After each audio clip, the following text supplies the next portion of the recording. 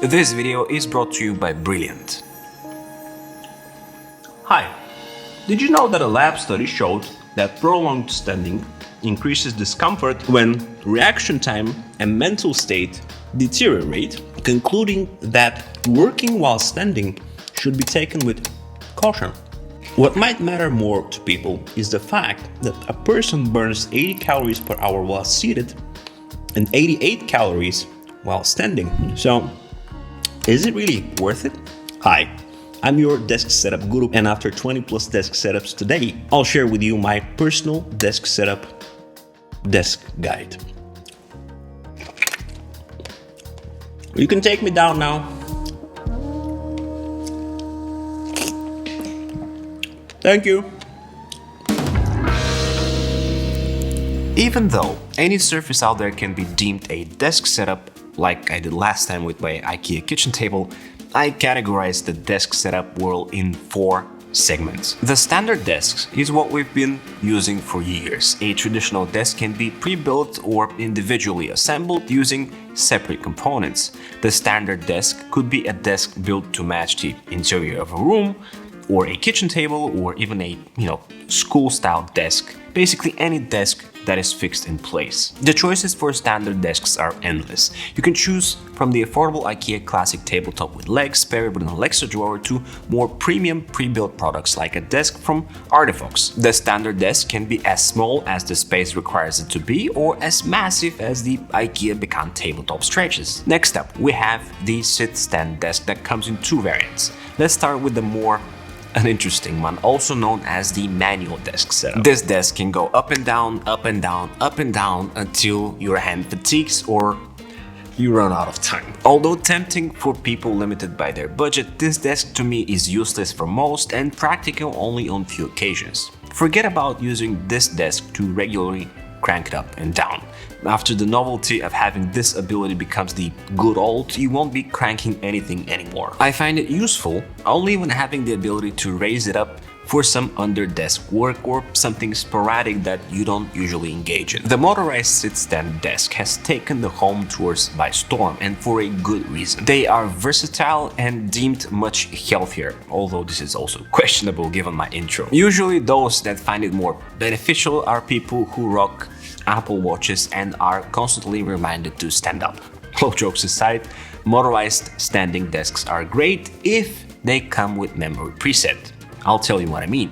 My first standing desk was from IKEA. I actually still have it. As fascinating as it was at first, I stopped using the functionality unless I had to do some work underneath it because I don't have presets for my most comfortable sitting and standing positions. It's like going to a car wash and the people that wash your car move your driving seat all over the place.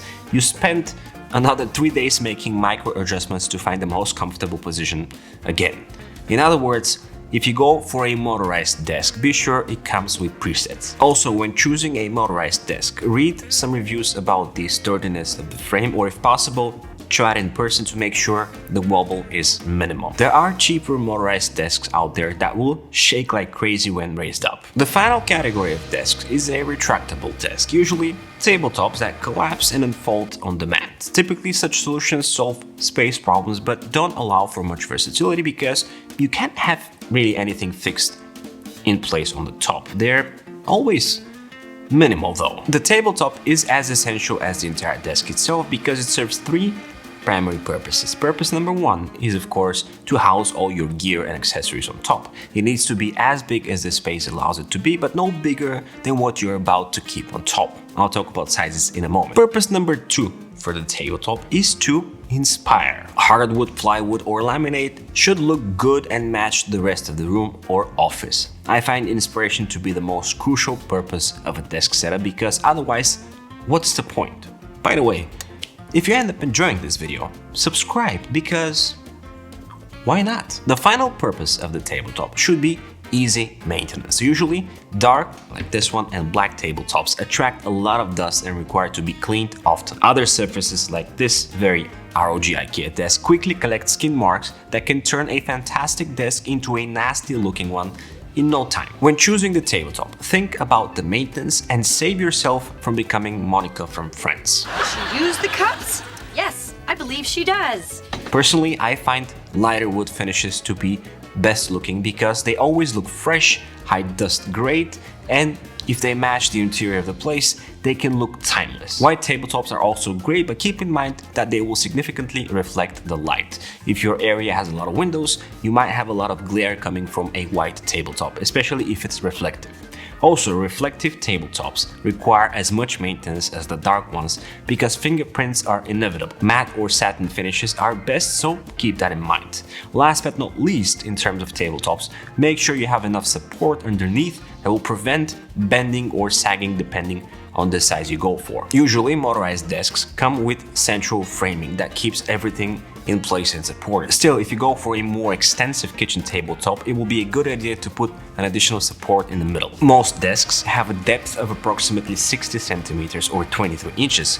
If you use a big or dual or maybe triple monitor setup, you might go deeper to have more room to move your display backwards. On the other side, if you use motorized legs, keep in mind that if you go deeper in size, the desk will become heavy on the side that holds the displays and introduce wobble. If you're more minimal in your desk approach, you can go smaller in depth, taking less space all around. I used to be more explosive in my setup attempts in the past. As time goes by, however, I've shrunken down in my views of a good-looking desk setup to the point where I try to keep fewer things on the tabletop. Even a 47 by 23 inches desk would be more than enough for me. Talking about keeping fewer items on the top, when setting up your desk, remember that the underside of your desk can be your best friend. I mean that everything that will be fixed in place can most likely live underneath the desk. For example, if you use a docking station, USB interface or something else, feel free to mount it underneath. Velcro tape is your best friend in that case, as you can use it to hide power bricks as well. If you are a laptop user, there are laptop trays that you can mount underneath and rock the ultimate clean monitor design on top.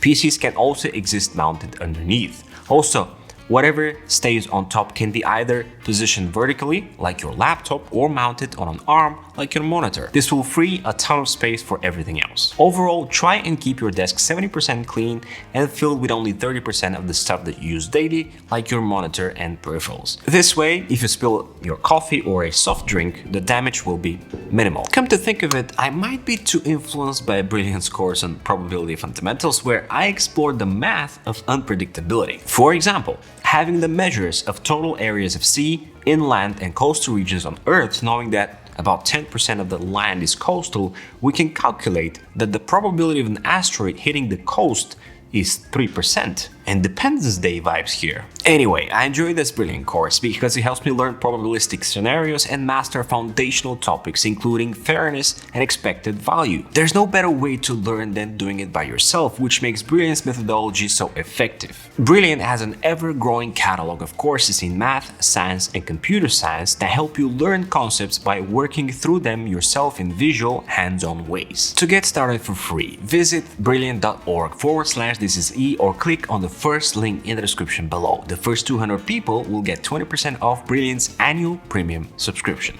Desk risers are very popular these days because they serve a great purpose and add more vertical real estate and an awesome 3D aesthetic vibe to the desk. They can be used to elevate your monitor to an eye level, which I talked about in my ergonomics guide last time, and hide cables and additional equipment. Some risers come with built-in drawers and others can be paired with such. I'll put links to storage solutions in the description below. Avoid having desks with built-in tabletop drawers because you'll never get comfortable on them. I've made this mistake in the past, and the additional thickness of those tabletops will either punish your legs or your wrists. Instead, consider purchasing a drawer unit if you want to keep documents and other things nearby. The world-famous Alexa drawer is an excellent example of that. You can go, of course, for something better looking. By the way, did you know that the Alexa drawers now have pre-built holes for attaching them to tabletops?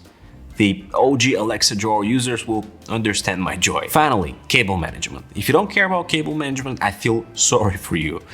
All jokes aside, if the desk you choose doesn't come with a cable tray or a backboard to mount things on, don't worry, There are plenty of third-party solutions out there. From the cheap-looking IKEA tray to cable routers and separately sold trays. I'll be sure to link some recommendations in the description. Consider this. If it's a tray, it will take far less time to make an adjustment on the desk should you decide to pull out a cable or replace something. If you go crazy with zip ties and use cable canals, you'll feel bad when you choose to replace a cable. Cable trays hide everything in seconds, and you can be as messy in there as you want because it's invisible from the front. Also, if you go for a tabletop that doesn't come with cable routing holes, worry no more because you can get a drill attachment and drill a standard hole yourself. The little cable caps can be purchased from any store or online. Consider having 2 holes on each side of the tabletop, primarily if you use speakers. Check out my desk setup playlist for various inspirational desk setup videos, and if you got this far, subscribe.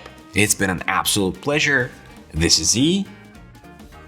Over and out. Hi, did you know that a lab study showed that prolonged standing increases discomfort when reaction time and mental state deteriorate, concluding that working